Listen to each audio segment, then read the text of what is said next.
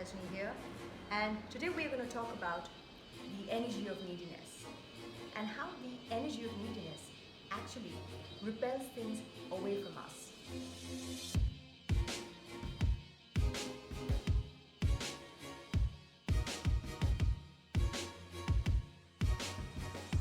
We all have infinite desires. We all want our dreams and we want to manifest things into our lives.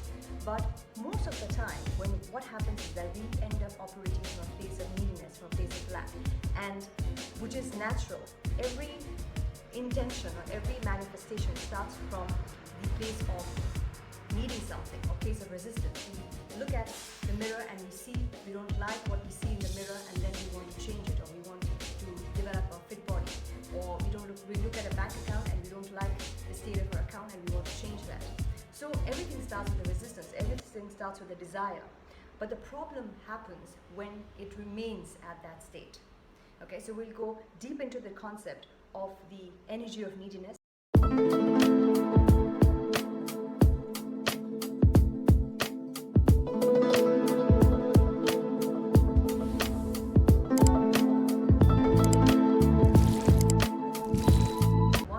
Free consultation for the premium coaching for the Mindset and Reality Revolution program is open for enrollment. So stick around, more announcement on that. So with that, let's get right into the video. So today we are going to talk about the energy of neediness and wanting and having. So we all want to have, we all want to manifest, we all want to get our desires fulfilled. We have infinite desires. So that is natural. So every human being first starts from a place of a resistance, a place of desire. So the concept of have a burning desire for something if you want it really bad is only half the truth. Because when we buy into that concept and when we stay in that state of desiring and needing and wanting, actually things are actually repelling away from us, because we don't move to the next level of actually embodying that feeling or experience of how it would feel of having an abundance. I bought into this conditioning also for a very, very long time, and I suffered a lot, and I had to consciously, when I started to get into the subtle nuances in our lives that we fail to see through, and behind the veils of a subconscious mind, what's happening when we start to see the substrata of our mind, and when we start to delve into it and start to consciously reprogram it, then we get to the crux of it, and then we see from what place we are operating from. So there is no problem in having a desire, there's no problem in wanting to manifest, but when we stay stuck at that state or the place that we operate from the place of neediness, of wantingness, then it does not fulfill, then it starts repelling more and more and more. But career as well, whenever I wanted that raise, or whenever I wanted that promotion, or whenever I wanted that project, the more I wanted to pull it, or the more I needed it, the more I placed an importance to it, the more it slipped away. So this is very, very key for us to understand, because today we are in a fast-paced world. We are all chasing, we are all hustling, we are all needing. So when we operate from that place of neediness, we just keep on going into that loop. We don't go beyond that. So it's very important to break out of that energy and get into the next level, which is getting into the embodying that experience. And that is what we learn in the programs, Mindset and Reality Revolution program, where we get into the being state, which is the highest paradigm of manifestation, and which we train ourselves to get into that embodiment of how does it feel like to have that body, how does it feel like to have that experience, abundant experience, how does it feel like to live a lifestyle of freedom. So when we embody that, then reality will start reflecting it in our reality. And the mirror principle that I often talk about, I leave the link here or here, that we talk about, it reflects, because whatever assumption you assume in your life ends up becoming a reality in your life. Whatever, if you think back in your life, whatever you thought, assumed, and you had no counter desires or you had no counter intentions, and when you didn't place too much meaning in it, but you just assumed that it's going to happen, and it was there. Right? Just like how when you go to the tap, and when you open the tap, you know the water is going to flow, right? We don't doubt it that the water is not going to flow. so the water is going to flow. So when we operate from that mindset, where we have an abundant mindset, where when you assume something, when you have an intent, you know that is going to happen.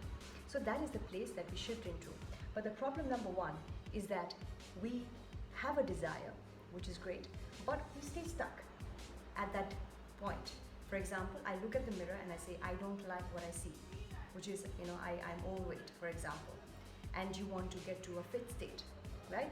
For most of us, what happens is that our focal point becomes, I don't like this, I don't like this. You constantly look at yourself in the mirror and say, I don't like this. You look at a bank account and you affirm, I don't like this, I don't like this. So our focal point then becomes, the number one problem becomes, our focal point becomes the I don't like versus I don't like this, what do I want?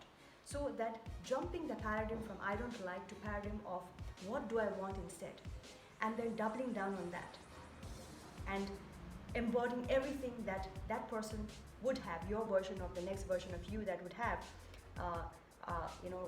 of embodying that version of yourself, of what would the person think like, what would the person look like, what would the person talk like, what kind of decisions the person would make, what kind of circle the person would surround themselves with, what kind of relationship the person would have, what kind of bank account the person would have, what kind of contributions the person would make, what kind of value the person would provide. So everything, doubling down on this is your focal point needs to move into this area. But what most of us, we stay stuck at this is I don't like this.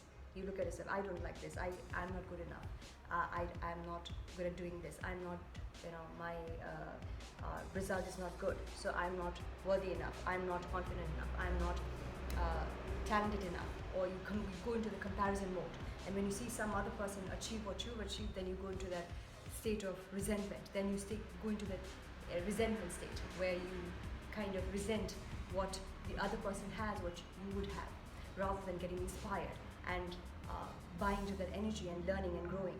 So that is the ultimate problem that we have when we operate from the place of neediness or lack. That is the number one problem. Now, number two is that we need to understand that, like we talked about, everything starts with a resistance. We are human beings. We have infinite desires, like has infinite desires, a character which has infinite desires. But the Ketu is when the Rahu moves around in different areas from one point to the other, to the other, to the other, and kind of fractures its energy. The energy within the Ketu, the body, also does not have a centered energy, and therefore nothing gets manifested because the energy is fractured. And therefore, what happens is when we start with a desire, it's okay to have a desire, but when we have counter desires, okay, we need to know how to operate or maneuver through that, how to coordinate through that, and that is where most of us tend to fall. That is where most of us tend to break down, and we say, oh, this is not working, or this is never going to happen, because we are working from a limited paradigm of our mind. We are working from the limited paradigm of the need, a want, and therefore we fail to see beyond. We are only seeing a radar, what is available, in front of us at this point in a physical reality. But there is things which are beyond your understanding, beyond your level of awareness, or what you're seeing, the vision at this point, with the senses that you can see. So that is the reason why, because we fail to cultivate awareness, because awareness far encircles everything. Desire creates counter desires. So what are counter desires? Counter desires are something like fear. You have fear of, will I be able to manifest that? Or you have doubt, will this even happen? Because we are operating from a limited paradigm. Then we have insecurity. What would people say? What would people think about me? And then we have the instant gratification, the conditioning that we have, that when we think of something, we want it fast enough, okay? And then we end up having impatience, the energy of impatience, and then that gets into our energy of action. Our action becomes muddled up, and therefore it never gets into a refined state. And therefore, getting into that energy of neediness, getting into that energy of impatience, getting into that energy of instant gratification keeps pulling us down, keeps dragging us down. Counter desires come. So when you place a desire, and when the counter desires come, it's important to know how to maneuver through that, and we will talk about that when we talk about the keys. The next thing that happens is that now you're impatient, you give up, and then you add another memory into your experience, into your memory bank, that I'm not good enough, I'm not worthy enough to do this or gain this or get that. Only others are capable of doing that, and then you add to more of a resentment. And when you do that, now whatever opportunities that you get, because now you are in a scarcity mindset, now you are in a mindset that whatever opportunity that comes in front of me, I need to grab that, because everything is getting taken away from me. You are in a mercy of a force outside of you, because you're not controlling your own being.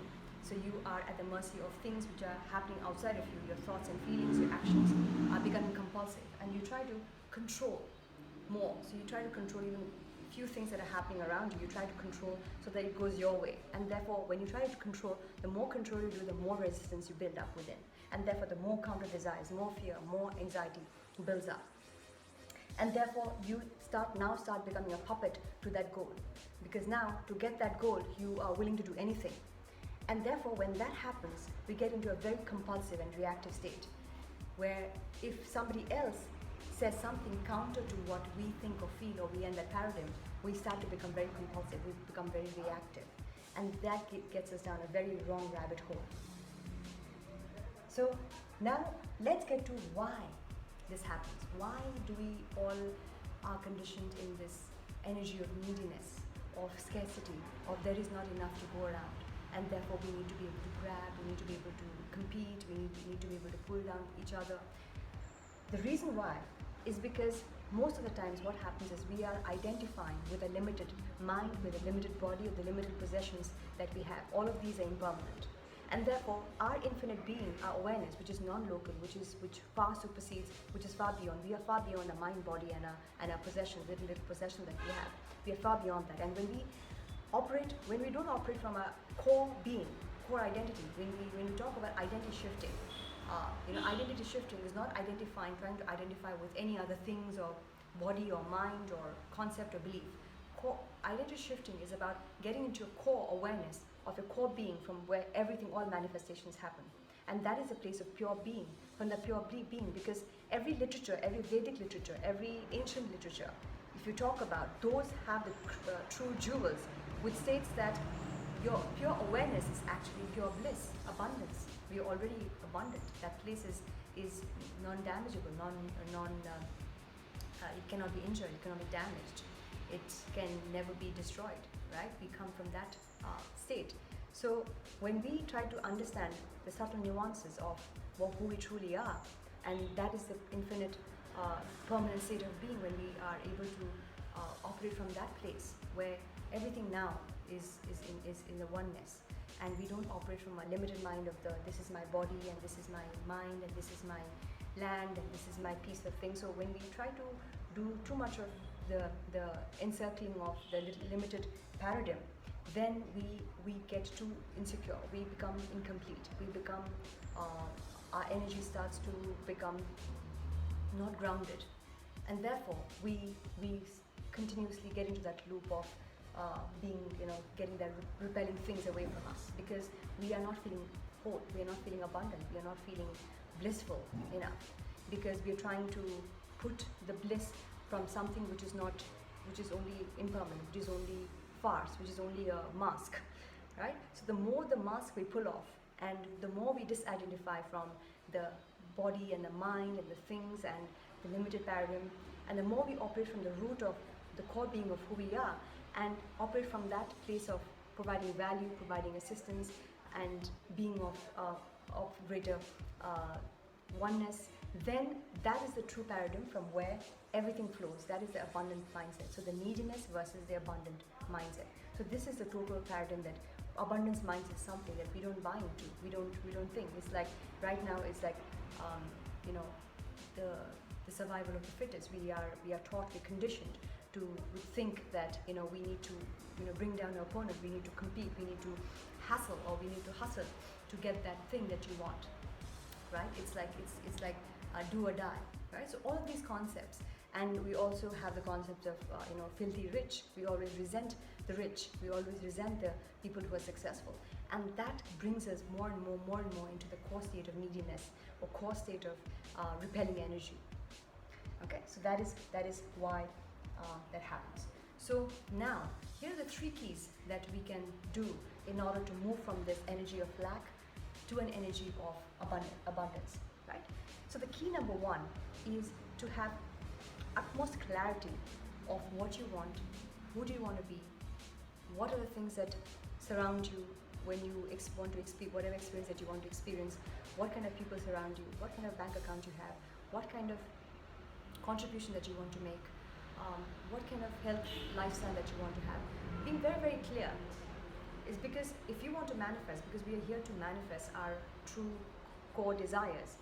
So if you want to manifest, we better be very, very clear of what we want to manifest, because I'll leave the link about the RAS activation, right? The RAS gets activated when you're absolutely clear of what you want, and when you're able to clearly define what you want, who you need to be, what kind of energy you embody, everything is crystal clear, then the RAS gets into work. It's like you have input in the GPS system, in your GPS system, in your RAS, which is in the limbic brain. You have input your destination of where you want to head, and then once you are clear about what you want, then you will forget about any doubt. You will forget about any fear that comes up. When it arises, let it dissolve. Don't resist it. That's natural. Think of it as a natural phenomena. Think of it as when you have a desire, there is going to be counter desires, right? So when you look at counter desires, when you look at the fear, when you look at the doubt, you just let it come and let it go. So you build that muscle of you are more powerful than your fear or your counter desires. You are not going to let go, or either you give up, or the fears give up. Let all the counter desires come up. That's fine, okay? Because now you know the law of assumption, as the father of manifestation, Neville Goddard, says that once you have clarity of what you want, you have the assumption that that is the experience that you want to experience. You brought that into your forefront in your awareness, okay? Go with the assumption that it is going to be fulfilled, okay? Because that is something in the infinite quantum realm. Everything that you want to experience is already available. You just pick and bring into your awareness, and then operate from that place of your wish already fulfilled. And when you do that over and over and over again, you naturally now start to embody those being. So then you don't have to try to be confident or try to be certain. You don't have to have certainty. You already know it. You begin with the end in mind. So you have a clear goal of what you want to experience, where you want to head, and therefore you don't identify with it. You want to just simply experience it as awareness. Because when you get into that core being of awareness and you want to experience rather than identify or attach, because once you get into the attachment, again, you are letting your desires, counter desires rise up. The moment you identify, the moment you attach with something, your desires are going to, again, counter desires are again going to envelop you. It's going to overpower you. So you'll have to completely operate from a detached point of view or place, detached place. So when this happens, what happens is that it's like I think Dr. Wayne Dyer or someone says that be open to everything but attached to nothing. So when you are open about what you want to experience, clarity, when you have very clear intent, now your intent will make you do certain actions. Now your actions comes as a result of you intending something, and you're not acting out of a place of needing or wanting. You're acting out of a place of abundance. So that brings me to key number 2. Now, most successful people have success. They're very biased to success. They are very clear about the goals, and therefore they can ruthlessly cut out things that are not within their zone of achieving their goals, and therefore they can remove the distractions and say no to things easily, because they can make quick decisions as to what is aligned to their goals or what is not aligned to their goals. And therefore, when you're clear, you can have a structural integrity around what you want to act, or how you want to do, what actions you want to take, what decisions you want to make. Then your everything starts to align for you. Okay, so that is the reason why when you have clarity of your goal, then you start to have clarity of the actions that you want to take. So the true binding. So key number 3 is basically that whenever your counter desires, your energies surge up to act from that place of neediness. Never act from that place of neediness. Never act from that place of fear. Okay? So when you experience those fear, when you experience those energy, then simply let it rise and let it dissolve. Don't try to distract yourself into doing something else to push it away, because when you do that, it'll suppress and then it'll repress and then it'll come back again to haunt you. Okay? The best thing to do is at this point in time, whatever is showing up, okay, it's a blessing. Look at that as a blessing that you are able to now release that energy, and then you can use that energy and refill that energy, transform that energy of something that you want to create with. Okay, so now you are emptying yourself of the baggage energy, and then you are filling yourself with new energy that you can use for your own creation or for your own manifestation. So you have to look at it that way. So don't look at the negative emotions that are appearing as a burden or a baggage that you will have to push it away. Because remember, whatever you push away comes back multiplied, or whatever you try to pull repels away from you. So with that, I conclude the video, and let's do a quick recap of what we've discussed so far. So today we've discussed that the energy of neediness is always repelling things away from us. So even in relationship, if you see sometimes between a partner, if one partner gives, pedestalize the other partner, gives too much importance and keeps, interfering or messaging or trying to be too needy, too insecure, then the other partner gets repelled away, right? We see most of the times, I see this example as an example. So that is why it's important whenever you are acting or whenever you are doing an action, see the energy behind the action. The action is not important as much as the energy behind that action is, the intent behind that action is. Okay? So see that energy where you're operating from. If that energy is a place of neediness or fear or anxiety or doubt, then don't act on that. Let it rise and let it dissolve. And then from that awareness itself, the solution will arise from there. Okay? I think this is one of the Indian sages, I think Krishnamurti, I was just listening to his interview. Okay, he talks about that awareness is non-local, and awareness is something where everything arises and dissolves. And within that awareness itself, if you're still enough, then the solution also arises from there. Okay, so that is very, very key. So now we know how to delve or deal with counter desires. Whenever you want to manifest something, counter desires come. Now you know how to manage or maneuver through those counter desires. Now let's get to the fact that whenever you are trying to get to a goal or trying to get to manifest something, you will always face resistance, your own internal resistance. There is nothing outside of you that is blocking you to do anything. Trust me. Okay, so it's all your own internal desires, internal resistance that blocks you. We are conditioned to believe in a limitedness more than we believe in a limitlessness. So therefore, it is very, very key here to understand that whenever we are trying to manifest something, and when we want to get to a certain goal, we operate from a place of the wish already fulfilled. Because that way is what happens is that you will be open to all avenues. You will not be like, I need to get to that, so I will go through this route. Okay, so your goal is always there. But even if you have to change minor situations or minor circumstances to get to the goal, that is fine. If this is not working to get to your goal, then you will try another method. So you will change your method, but not your goal. Okay? So therefore, you'll be open. That means you'll be open that if I need to get from point A to point B, I can get to the point B million different ways. And the law of nature or nature always tries to go through the path of least resistance. So whenever you see something come up and you see something apart from what you've known or what you felt that you would, the way that you would reach your goal, then you will know that you will not resist. You will not try to control that. Oh, this is not in my purview. This is not what I plan to do. Okay, you never know, because that could be the path leading to your goal. You lose some things to be able to gain. So it could be a temporary loss of something, but that could be in a long term. That could be huge gain.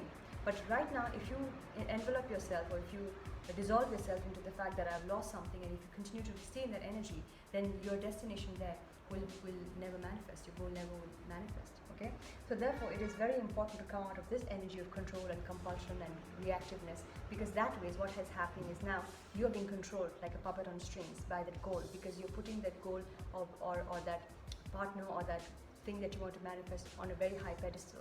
Whenever you put something on a very high pedestal, that thing starts to control you, and you become reactive. You become anything that triggers. The triggers is right inside of you. You're building your triggers inside of you.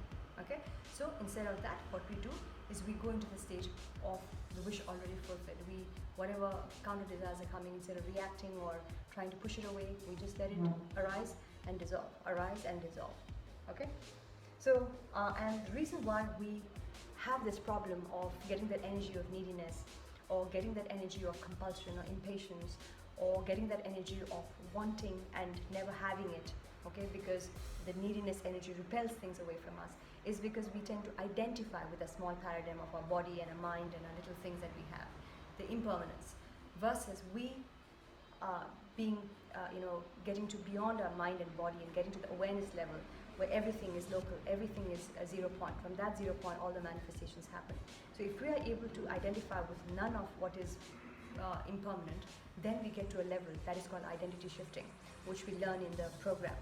And this awareness is non-local. Every research, every findings now you see, it talks about the fact that awareness is local, non-local, which means that you and I are operating from the same awareness. We are operating from the same 0 point, right? And quantum physics also defines it very, very well, that is a 0 point, the 5D reality or 5D realm, from where all the things into the manifestation matter, into the 3D world stems from. Into the 3 keys that we want to take away is that clarity. The first thing that we need to have is in order to really shift from where you are, if you really want to manifest your desire, really want to shift into a reality that you want to truly experience in this lifetime, then you'll be very, very clear.